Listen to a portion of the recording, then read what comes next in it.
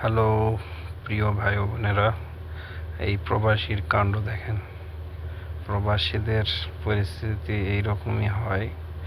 এই ভাই বলতেছে যে প্রচুর ঠান্ডা, এখন সৌদিতে প্রচুর ঠান্ডা। তো বলতেছে তুই যদি এখন গোসল করতে পারিস তাহলে তোর আমি 10 টাকা দেব। সে 10 টাকার জন্য গোসল করতে আসছে। দেখেন কি পরিস্থিতি, দেখেন। আরে বাবা, 10 টাকার জন্য সে এই ঠান্ডাত গোসল করতেছে, দেখেন। এখন টাকা দিবে, দেখেন।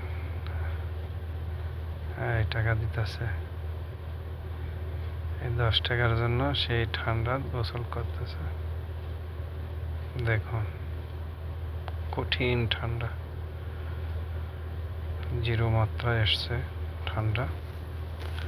ওকে, বাই বাই বাই, ভালো থাকবেন। আনন্দদায়ক ভিডিও পেতে একটু লাইক করবেন, ফলো করবেন।